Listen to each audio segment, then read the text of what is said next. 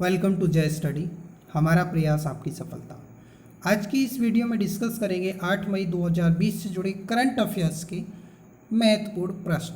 साथ में static part भी एक शानदार तरीके का आज मैंने आपको रखा है। सो आई होप आप वीडियो को अंत तक जरूर देखेंगे और एक लाजवाब सेशन आज होने वाला है। लास्ट में एक जीके ट्रिक भी आपको डिस्कस करेंगे। आइए स्टार्ट करते हैं आज का सेशन।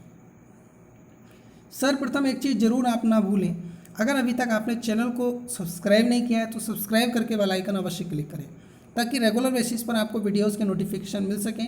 आइए स्टार्ट करते हैं। प्रश्न संख्या 1, किस आईआईटी ने हाल ही में सरकारी अस्पतालों में आपूर्ति के लिए पुनः प्रयोज्य व्यक्तिगत सुरक्षा उपकरण पीपीई के लिए अनुसंधान और विकास का सहयोग करने के लिए पीएनबी हाउसिंग फाइनेंस के साथ एक समझौता ज्ञापन पर हस्ताक्षर किए हैं? सही आंसर है आपका ऑप्शन नंबर ई यानी कि IIT Delhi.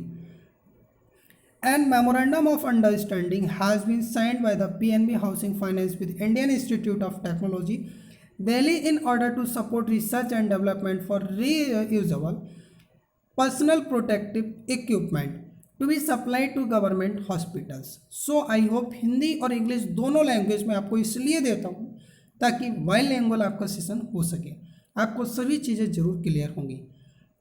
PNB housing finance limited के सीईओ नीरज व्यास जी हैं जो कि वर्तमान में है। नेक्स्ट क्वेश्चन, हाल ही में दुनिया भर में 7 मई को विश्व स्तर पर वैशाख दिवस मनाया जाता है। इसी दिन को डैश आत्मज्ञान की प्राप्ति हुई थी, यानी कि किसे आत्मज्ञान की प्राप्ति हुई थी?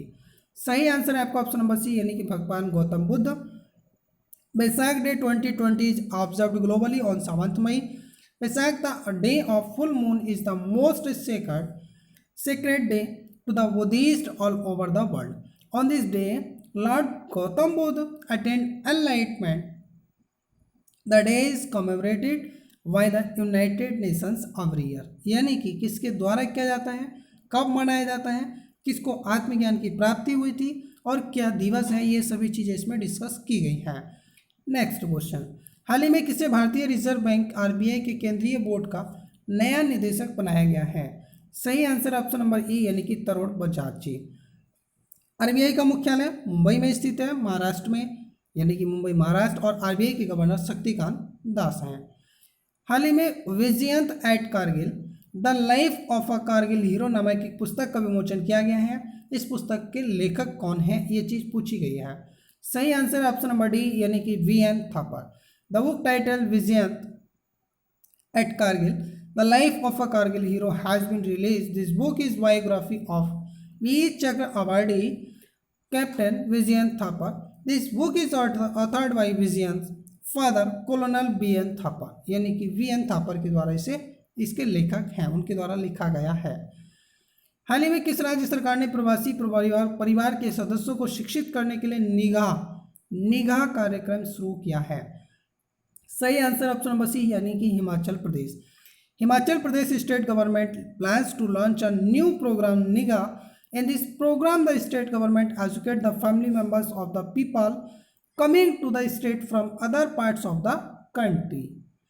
हिमाचल प्रदेश के मुख्यमंत्री जयराम ठाकुर और हिमाचल प्रदेश के राज्यपाल बंडारू दत्तात्रेय जी हैं। हाल ही में डैश प्रशासन ने कोविड-19 से संबंधित जानकारी उपलब्ध कराने के लिए CHD कोविड नामक एक नया मोबाइल ऐप लॉन्च किया है। सही आंसर है आपका ऑप्शन नंबर डी यानी कि चंडीगढ़ राज्य सरकार, और ये चंडीगढ़ एक केंद्र शासित में आता है। सो आई होप ये चीज़ें आपको क्लियर होंगी।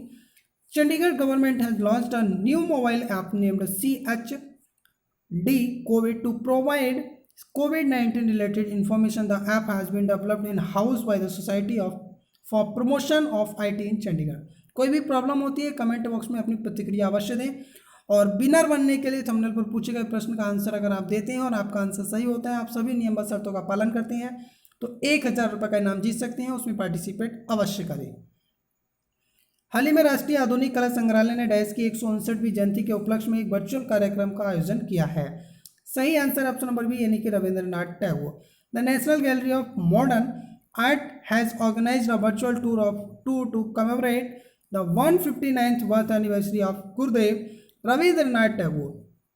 The virtual tour has been titled as Gurudev Journey of the Maestro.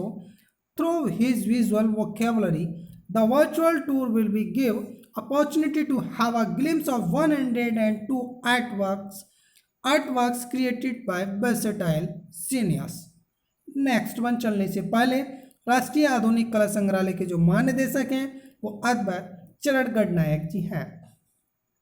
हाल ही में लोकसभा में किस कांग्रेस नेता को संसद की लोक लेखा समिति यानी पीएससी का पुनः अध्यक्ष नियुक्त किया गया है? सही आंसर है ऑप्शन नंबर बी यानी कि Adhir Ranjan Chowdhury. Adhir Ranjan Chowdhury Congress leader in Lok Sabha has been reappointed as chairperson of the parliament's public accounts committee. हाल ही में किसने श्रम और रोजगार मंत्रालय में श्रम ब्यूरो के महानिदेशक के रूप में कार्यभार संभाला है? सही आंसर है ऑप्शन नंबर बी यानी कि Pranav K Das, sorry DPS Negi ji, DPS Negi ji. Indian economic service officer DPS Negi took charge as director general of labour bureau in the ministry of labour and employment.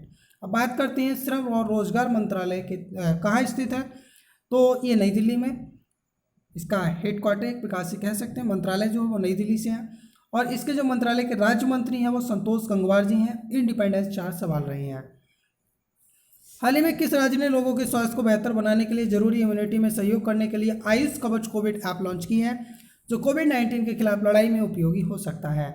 सही आंसर ऑप्शन नंबर डी यानी कि उत्तर प्रदेश राज्य सरकार।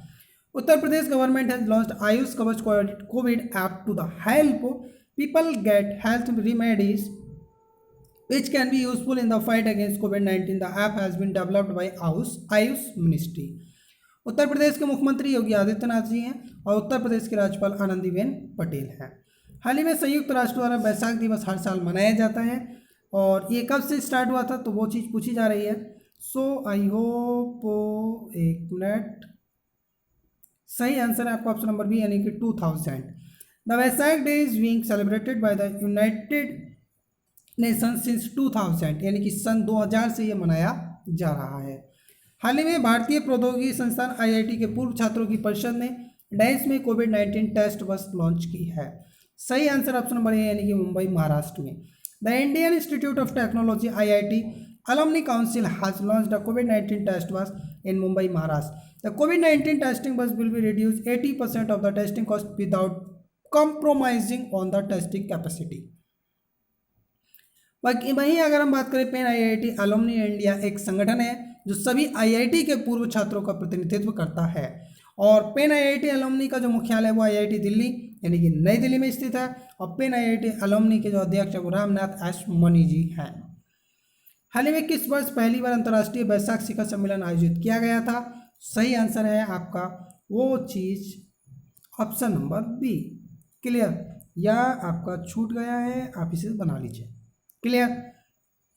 Since 2004 International Vaisak Summit is being organized in 2019. It was held in Vietnam यानी 2019 का Vietnam में। So far the summit has been held 11 times in Thailand, 3 times in Vietnam and 1 time in Sri Lanka. So I hope सभी चीज़ें done होंगी। Next one, हाल ही में किस IIT ने नॉक्वा रोबोटिक्स द्वारा विकसित वेंटिलेटरों का निर्माण बड़े पैमाने पर करने के लिए भारत डायनेमिक्स लिमिटेड के साथ समझौता किया है? सही आंसर ऑप्शन नंबर बी यानी कि IIT Kanpur. A defence public sector undertaking Bharat Dynamics Limited ink pact with IIT Kanpur to make large scale ventilators developed by Nocca robotics incubated startup of IIT Kanpur. वहीं अगर बात करें भारत डायनेमिक्स का प्रधान कार्यालय हैदराबाद तेलंगाना में है और इसके जो अध्यक्ष और प्रबंध निदेशक हैं वो सिद्धार्थ मिश्रा जी हैं।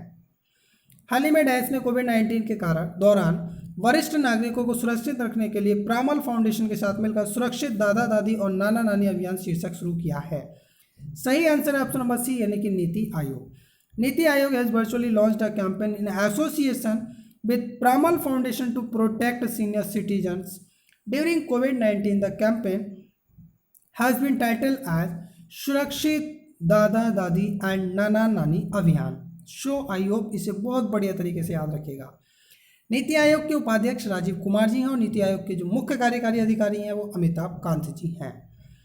आज के स्टैटिक पार्ट में मैंने आपको नए 20 एशियन कंट्रीज डिस्कस किए हैं। आज के जोड़ के 60 आपके देश, राजधानी और मुद्राएं डन हो जाएंगी, इसलिए आप रिवाइज करते रहेगा। पहला नामीबिया, पहला मैं बता दूं आपको, पहला देश है, दूसरी राजधानी है और तीसरा आपका जो है वो कॉलम में आपको मुद्रा मिलेगी। Namibia Windhoek rand, Sudan Khartoum pound, दक्षिणी सूडान जुआ पाउंड, कांगो किशाका Zaire, Somalia Mogadishu shilling, Seychelles Victoria रुपया, Ethiopia Addis Ababa birr, Uganda Kampala shilling, Botswana Gaborone pula. Clear. Kenya Nairobi shilling. Next one, Mauritius Port Louis रुपया, Tanzania Dar es Salaam shilling, Zambia Lusaka kwacha, Algeria Algiers dinar, Rwanda Kigali franc, Zimbabwe Harare dollar, Senegal Dakar franc, Burkina Faso Ouagadougou franc, Congo Brazzaville Frank, Mali Bamako franc, Mozambique Maputo metical. I hope ये सभी के सभी देश, उनकी राजधानी और उनकी मुद्राएं आपको याद हो गई होंगी।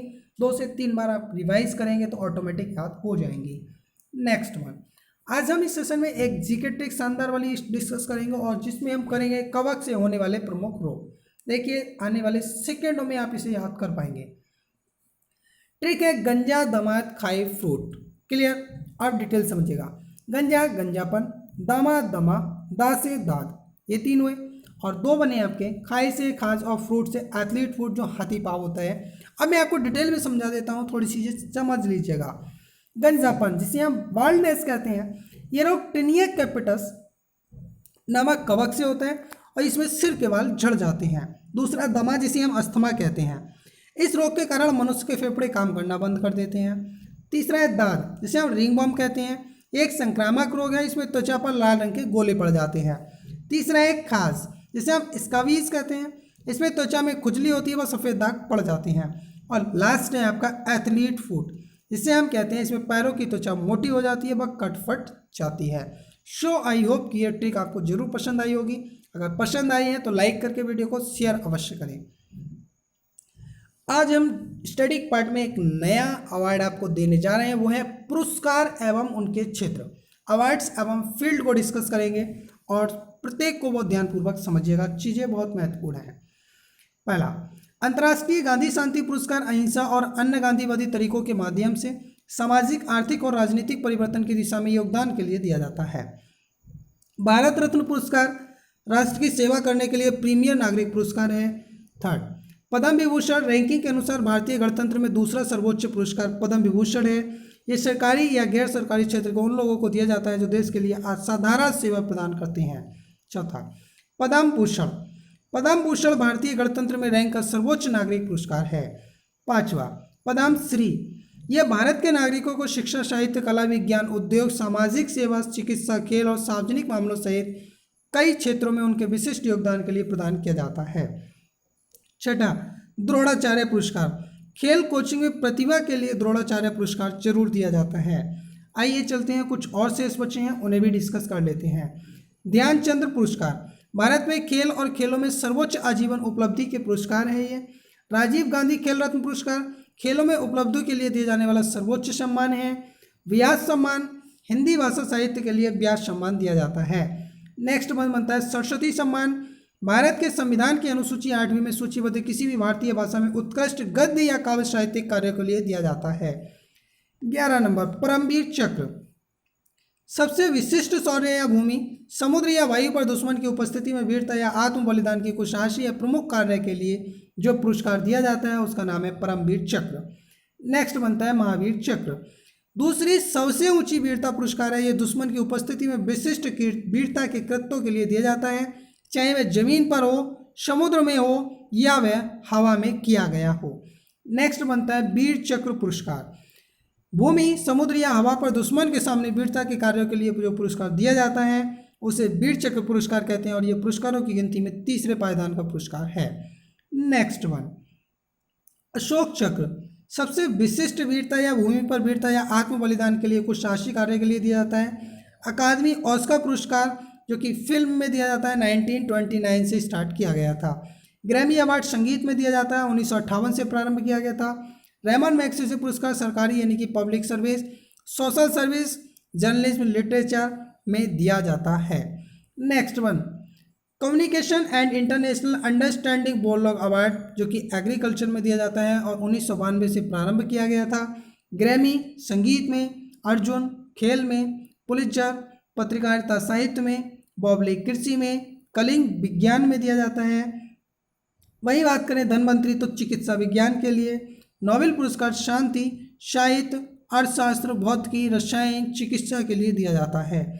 एविल पुरस्कार गणित में दिया जाता है और मैन बुकर पुरस्कार साहित्य में दिया जाता है। वहीं वाचस्पति सम्मान संस्कृत साहित्य के लिए दिया जाता है। यह 28 के 28 पुरस्कार और उनके क्षेत्र आप रट लीजिए, आने वाले एग्जाम से बहुत पूछे जाते हैं। सो आई होप ये सभी के सभी आपको क्लियर होंगे। आइए मूव करते हैं अगले स्टैटिक पार्ट की ओर। आज हम डिस्कस करेंगे जून माह के महत्वपूर्ण दिवस। सबसे पहला 4 June International Day of Innocent Children Victim of Aggression. 5 जून विश्व पर्यावरण दिवस, हजारों बार पूछा गया है इसलिए याद रखिएगा। 7 जून अंतर्राष्ट्रीय लेवल क्रॉसिंग अवेयरनेस डे। 8 जून विश्व महासागर दिवस। 12 जून बाल श्रम के खिलाफ विश्व दिवस और जून के दूसरे रविवार को पितृ दिवस के रूप में मनाया जाता है। 14 जून विश्व रक्तदाता दिवस। 17 जून विश्व डेजर्ट टू कॉम्बेट डिजर्टिफिकेशन और सूखा। 20 जून विश्व शरणार्थी दिवस, काफ़ी महत्वपूर्ण है। 21 जून विश्व संगीत दिवस। 23 जून संयुक्त राष्ट्र सार्वजनिक सेवा दिवस। 23 जून को ही अंतर्राष्ट्रीय विधवा दिवस भी मनाया जाता है। 26 जून मादक पदार्थों के सेवन और अवैध तस्करी के खिलाफ अंतर्राष्ट्रीय दिवस और 27 जून विश्व मधुमेह दिवस। बहुत बार पूछे जाते हैं, ये दोनों तो आप रट ही लीजिएगा और सभी को रिवाइज करते चलेगा। सो आई होप कि आज का सेशन जरूर पसंद आया होगा।